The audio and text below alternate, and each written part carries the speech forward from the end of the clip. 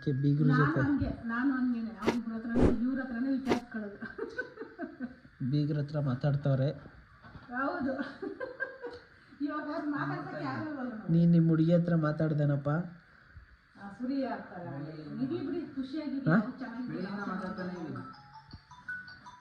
ಬೆಳಗ್ಗೆನೂ ಮಾತಾಡೋದೇ ಅಲ್ಲ, ಬೆಳಗಿಂದನೂ ಮಾತಾಡ್ತಿದ್ಯಾ. ಮತ್ತೆ ಊಟ ಆಯ್ತಾ? ತಿಂಡಿ ಆಯ್ತು. ಚಪಾತಿ ಮಾಡ್ಕೊಟ್ಟೆ ಇವನಿಗೆ ಪ್ರಜ್ವಲ್ಗೆ. ಅವನ ಮೇಲ್ಗಡೆ ಇವ್ರ ಬಾಮೈದ ಇಲ್ಲೇ ಇದ್ದಾನೆ. ಸೊ ತೋರಿಸ್ತೀನಿ ಅವ್ನು ಏನು ಮಾಡ್ತಾನೆ ಅಂತ. ಅವ್ರ ಬಾಮೈದನ್ನ ನೋಡಿಲ್ಲ ಅವತ್ತಿನ ದಿನ ಅಲ್ಲ ಅವರು ಪಾಪ. ಸೊ ತೋರಿಸ್ತೀನಿ. ಆಲ್ರೆಡಿ ನೋಡಿದ್ದೀರಾ ನೀವು, ಆದರೆ ಅವಾಗ ಗೊತ್ತಿರಲಿಲ್ಲ. ಇವಾಗ ನೋಡಿದ್ರೆ ಗೊತ್ತಾಗುತ್ತೋ ಇವನು. 3 hours later. ನಮ್ಮ ವೇಣು ಬಾಮೈದ. ಹಲೋ ಪ್ರಜ್ವಲ್ ಅಂತ. ನಮ್ಮ ಅತ್ತೆ ಮಗ ಅಂತ ಹೇಳಿದ್ನಲ್ಲ. ಏನು ಗೊತ್ತಾ, ಅತ್ತೆ ಮಗ ಅಂದರೆ ಎಲ್ಲರೂ ಯಾವತ್ತೆ ಮಗ ಏನು. ಸೊ ಅವನು ಆ್ಯಕ್ಚುಲಿ ಅತ್ತೆ ಮಗನೇ. ಆದರೆ ಈಗ ಪೂಜಾ ಅವರಿಲ್ವಾ, ಇವನು ವೈಫ್ ಆಗ್ತಿರೋ ಅವ್ರ ತಮ್ಮ, ಸ್ವಂತ ತಮ್ಮ. ಸೊ ಪ್ರಜ್ವಲ್ ಅಂತ ಅವನು ಇನ್ಮೇಲೆ ನಮ್ಮ ಜೊತೆನೇ, ಅಂದರೆ ಅವನು ಇಲ್ಲೇ ಬ್ಯಾಂಗ್ಳೂರಲ್ಲೇ ಕೆಲಸ ಮಾಡ್ತಿರೋದು. ಅವನಿಗೆ ಬ್ಯಾಂಗ್ಳೂರಲ್ಲೇ ಅವನೊಂದು ರೂಮಲ್ಲಿದ್ದಾನೆ. ಸೊ ಈಗ ಸದ್ಯಕ್ಕೆ ನಾವು ಜೊತೆಲೇ ಇದ್ದಾನೆ, ಅಂದರೆ ಓಡಾಟ ಎಲ್ಲ ಇದೆಯಲ್ಲ ಇಲ್ಲಿ. ಸೊ ಅವ್ರ ಅಪ್ಪ ಅಮ್ಮ ಮತ್ತು ಅವ್ರ ಅಕ್ಕ 3 ಜನನು ಅಲ್ಲಿ ಮನೆ ಹತ್ರ ಸ್ವಲ್ಪ ಅವ್ರದಲ್ಲಿ ಕೆಲಸಗಳೆಲ್ಲ ನೋಡ್ತಿದ್ದಾರೆ. ಸೊ ಇಲ್ಲಿ ಇದ್ದು ಇವನು ಎಲ್ಲ ಕೆಲಸಗಳನ್ನೂ ನಮ್ಮ ಜೊತೆನೇ ಇದ್ದು ನೋಡ್ಕೊತಿದ್ದಾನೆ. ಈ ವಿಡಿಯೋ ಮಾಡ್ತಿರೋ ಉದ್ದೇಶ ಏನಂದ್ರೆ ಸ್ಕಿಪ್ ಮಾಡಬೇಡಿ, ಸ್ವಲ್ಪ ಹಂಗೆ ನೋಡ್ತಾ ಇರಿ, ಹೇಳ್ತೀವಿ. ತುಂಬ ಜನ ಕೇಳ್ತಿದ್ರಿ. ಸೊ ಡೇಟ್ ಯಾವಾಗ ವೆಂಕಿ ಎಂಗೇಜ್ಮೆಂಟ್ ಡೇಟು ಸೊ ಯಾವಾಗ ಅಂತ ಕೇಳ್ತಿದ್ರಿ. ಫೈನಲಿ ಎಲ್ಲ ಆಗಿದೆ, ಡೇಟ್ ಎಲ್ಲ ಫೈನಲ್ ಆಗಿದೆ. ಸೊ ನಿಮಗೆ ಹೇಳಬೇಕು, ತಿಳಿಸ್ಬೇಕು ಅಂತಲೇ ಈ ವ್ಲಾಗ್ ಉದ್ದೇಶನೇ ಅದು. ನಿಮ್ಗೆ ಎಲ್ಲರಿಗೂ ಅವನ ಎಂಗೇಜ್ಮೆಂಟ್ ಡೇಟ್ ತಿಳಿಸ್ಬೇಕು ಅಂತ ಇತ್ತು. ಸೊ ಏನಂದರೆ 3 ಡೇಟ್ ಕೊಟ್ಟಿದ್ರು ಆ್ಯಕ್ಚುಲಿ ಈ ಮಂತಲ್ಲಿ. ಈ ಮಂತಲ್ಲಿ ನಾವು ನಾವೇನು ಅನ್ಕೊಳ್ಳಿ, ಧನುರ್ಮಾಸ 15ನೇ ತಾರೀಕಿಂದ ಧನುರ್ಮಾಸ ಅಂತೆ. ಸೊ ಡೇಟೇ ಸಿಗಲ್ಲ ಅಂತ ನಾವು ಫುಲ್ಲು ಟೆನ್ಷನ್ ಆಗಿಬಿಟ್ಟಿದ್ವಿ. ಆಮೇಲೆ ಒಂದು 3 ಡೇಟ್ ಕೊಟ್ಟರು, 3-4 ಡೇಟ್, 3 ಡೇಟ್ ಕೊಟ್ಟರು. ಅದರಲ್ಲಿ ಒಂದು ಡೇಟ್ನ ಫಿಕ್ಸ್ ಮಾಡಿದ್ದೀವಿ. ಸೊ ಅದು ಯಾವಾಗ ಏನು ಅಂತ ಅಂದರೆ 1 2 3 4 5 6 7 8 9 10 11 12 13 14th. ಸೊ 14th ಅವನ ಎಂಗೇಜ್ಮೆಂಟ್ ಇದೆ, ವೆಂಕಿದು. ವೆಂಕಿ ಪೂಜಾ ಎಂಗೇಜ್ಮೆಂಟು. ಸೊ ಪ್ರಜ್ವಲ್ ಮಾತಾಡು. ಅವನಿಗೂ ಹೊಸ್ದಲ್ಲ, ಸೊ ನಾಚ್ಕೊಂತಾನೆ. ಇನ್ಮೇಲೆ ಅವನು ಬರ್ತಿರ್ತಾನೆ ನಮ್ಮ ಬ್ಲಾಗಲ್ಲಿ. ಸೊ ಒಳ್ಳೆ ಶೆಫ್ ಅವನು. ಹೌದಾ? ಅದೇ ಗೊತ್ತಲ್ಲ, ಹೇಳಿದೀವಲ್ಲ. ಸೊ ಯಾರೆಲ್ಲ ಆ ಬ್ಲಾಗ್ ನೋಡಿಲ್ಲ, ಆ ಬ್ಲಾಗ್ ಹೋಗಿ ನೋಡ್ಕೊಂಬನ್ನಿ, ಗೊತ್ತಾಗುತ್ತೆ ನಿಮಗೆ. Engagement December 14th. So Sunday ಬೀಳುತ್ತೆ. ಸೊ ಯಾರಿಗೆಲ್ಲ ಬಂದು ವಿಶ್ ಮಾಡಬೇಕು ಅವನಿಗೆ ವಿಶ್ ಮಾಡಿ, ಜೊತೆಗೆ ಸ್ವಲ್ಪ ಗಿಫ್ಟ್ ತಗೊಂಬನ್ನಿ, ಮುಯಿ ತಗೊಂಬನ್ನಿ. ಮುಯ್ಯಲ್ಲಿ ದುಡ್ಡು ಸ್ವಲ್ಪ ಜಾಸ್ತಿ ಇಟ್ಟು ನನ್ನ ಕೈಗೆ ಮುಯಿ ಕೊಡಿ.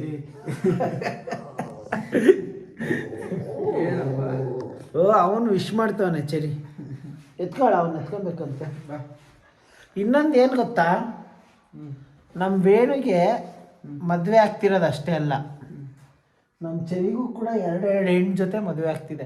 ಸೊ ಇಬ್ರನ್ನ ನೋಡಿ ತೋರಿಸಿದ್ವಲ್ಲ, ಬೆಲ್ಲ ಮತ್ತು ಬ್ರೌನಿ ಅಂತ. ಸೊ ಅವರಿಬ್ರನ್ನ ಇವನ್ಗೆ ಹಾಕ್ಬಿಟ್ಟಿದ್ದೀವಿ ಮದುವೆ ಅನಿಸ್ತೀವಿ. ಈಗ ವೇಣು ಕಂಪ್ಲೀಟಾಗಿ ಮಾತಾಡ್ತಾನೆ, ಬನ್ನಿ. ಹೆಂಗಪ್ಪ ಫೀಲ್ ಹೆಂಗಿದೆ ಅಂದರೆ ಇಷ್ಟು ವರ್ಷ ಏನಂತಾರೆ ಇಷ್ಟು ವರ್ಷ ಬ್ಯಾಚುಲರ್ ಆಗಿದ್ನ, ಈಗ ಎಂಗೇಜ್ಮೆಂಟ್ ಆಗ್ತಾ ಇದ್ದೀನಲ್ಲ. ಸೊ ಏನೋ ಒಂಥರ ಖುಷಿ, ಒಳಗಡೆ ಖುಷಿ ಇದೆ, ಮತ್ತು ರೆಸ್ಪಾನ್ಸ್ ಜಾಸ್ತಿ ಆಗ್ತಾ ಹೋಗುತ್ತೆ. ರೆಸ್ಪಾನ್ಸಿಬಿಲಿಟಿ ಜಾಸ್ತಿ ಆಗ್ತಾ ಹೋಗುತ್ತೆ. ಸೊ ಇನ್ನೊಂದು ಏನಂದರೆ, ನನಗೆ ನಿಜವಲ್ಲೂ ಒಬ್ಬರು ಕಮೆಂಟು, ಅದೇ ಹೆಣ್ಣೋಡ ಶಾಸ್ತ್ರದ್ದು ಬ್ಲಾಗ್ ಹಾಕಿದ್ವಲ್ಲ, ಸೊ ಅದಕ್ಕೊಬ್ರು ಕಮೆಂಟ್ ಮಾಡಿದರು. ನನಗೆ ಎಷ್ಟು ಖುಷಿ ಆಯಿತು ಅಂದರೆ ಸಖತ್. ನನಗೆ ನಿಜವಾಗ್ಲೂ ಬೆಸ್ಟ್ ಕಮೆಂಟ್ ಅನಿಸಿದ್ದು ಅದೇ. ಇದುವರೆಗೂ ನಾವು ಬ್ಲಾಗ್ ಮಾಡಿದಾಗಿಂದನು ಏನಂತ ಹಾಕಿದ್ರು ಅಂದರೆ, ರಾಮ ಸೀತೆ ಜೊತೆ ಲಕ್ಷ್ಮಣ ಅಂತೆ. ನೀನು ರಾಮ ಅಂತೆ, ಅವರು ಸೀತೆ, ನಾನು ಲಕ್ಷ್ಮಣ ಅಂತೆ. ಸೊ ನೀವು 3 ಜನದ್ದು ವ್ಲಾಗಿಗೆ ವೆಯ್ಟ್ ಮಾಡ್ತಾ ಇದ್ದೀವಿ ಅಂತ ಹಾಕಿದ್ದು ನಿಜವೂ ಅದು ಸಖತ್ ಇಷ್ಟ ಆಯ್ತು ನನಗೆ. ಹೇಳ್ತಾ ಇರೋದು ಅಂದರೆ ಅದು ನಿಜ ಸಖತ್ ಖುಷಿ ಆಯ್ತು ನನಗೆ. ಸೊ ಅಷ್ಟು ಆ ಥರ ನಮ್ಮನ್ನು ಪ್ರೀತಿಸ್ತಾರಲ್ಲ, ಸೊ ಅದು ಎಲ್ಲ ಒಂದು ಕಡೆ. ನೆಕ್ಸ್ಟು ಮತ್ತೆ ಇನ್ನೇನು ಅಷ್ಟೇ. ಸೊ 14th ಡಿಸೆಂಬರ್ ನನ್ನ ಮತ್ತು ಪೂಜಾದ ಎಂಗೇಜ್ಮೆಂಟು. ಬನ್ನಿ ಎಲ್ಲ ಹಾರೈಸಿ ಅವರಿಗೆ. ಮತ್ತು ವ್ಲಾಗಲ್ಲೂ ಅಷ್ಟೇ ನೋಡ್ತಿರೋರೆಲ್ಲ ಹಾರೈಸಿ. ಸೊ ಹೇಳಿಲ್ಲ ಅಂದರೂ ನೀವೆಲ್ಲ ವಿಶ್ ಮಾಡ್ತೀರಾ, ಅದು ನಿಜವಾಗ್ಲೂ ಅಂದರೆ ನಾವು ಅದಕ್ಕೆಲ್ಲ ಥ್ಯಾಂಕ್ಸ್ ಹೇಳ್ಬೋದು ಅಷ್ಟೇ. ಅಂದರೆ ಖುಷಿಯಾಗುತ್ತೆ ನಮಗೆ ಆ ಒಂದು. ಸೊ ಏನಂದರೆ ಹೂವು ಮೂಡಿಸೋ ಶಾಸ್ತ್ರದಲ್ಲಿ ನಮ್ಮ ಪ್ರಜ್ಜು ಇರಲಿಲ್ಲ. ಹೌದು, ಅವತ್ತು ನಮಗೆ ತುಂಬ ಬೇಜಾರಾಯಿತು. ಕೆಲಸ ಇತ್ತು ಅವನಿಗೆ, ಸ್ವಲ್ಪ ಬ್ಯುಸಿ ಇದ್ದ, ಸೊ ಅದರಿಂದ ಇರಲಿಲ್ಲ. ಆಯಿತಾ, ಓಕೆ. ಇನ್ನು ಸೊ ಇನ್ನು ಮುಂದೆ ವೆಂಕಿ ಮತ್ತು ಪೂಜಾ ಅವ್ರದ್ದು ಈ ಚಾನಲ್ ಆಗಿರುತ್ತೆ ಅಂತ ಅನ್ಕೊಳಕ್ಕೆ ಹೋಗ್ಬೇಡಿ. ನಮ್ಮ 3 ಜನದ್ದು ಇರುತ್ತೆ ಫೋಟೋ.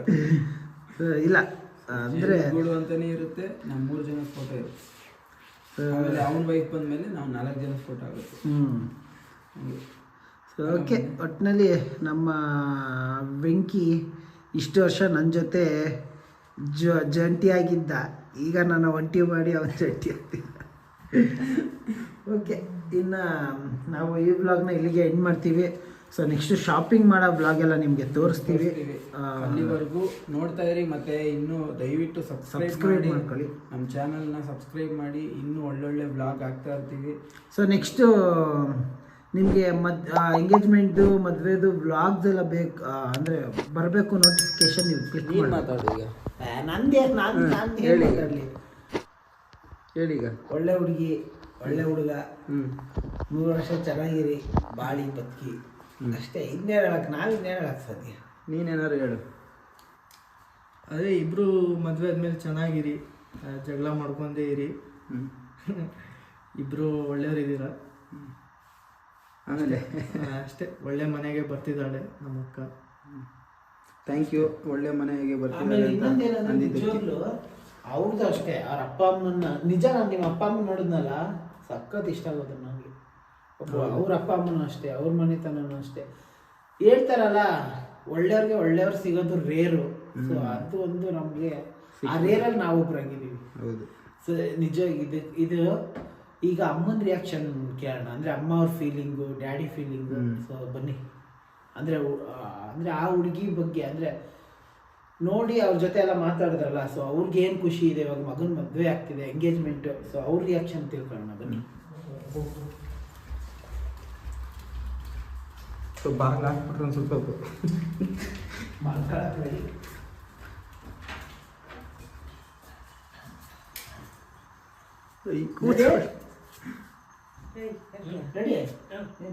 ಡ್ಯಾಡಿ ಮಲ್ಕೊಂಡ್ಬಿಟ್ಟೈತೆ.